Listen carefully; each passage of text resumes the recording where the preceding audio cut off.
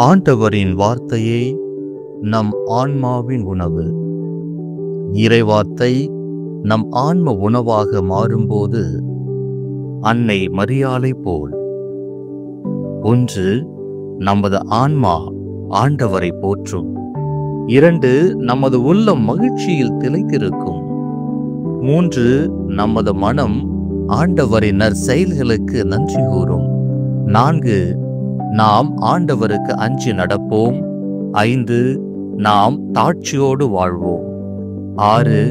ஆண்டவரின் துணையை உள்ளம் உணரும். அன்றாடம் ஆண்டவரின் வார்த்தையை உண்போம். ஆன்மா அமைதி பெறட்டும்.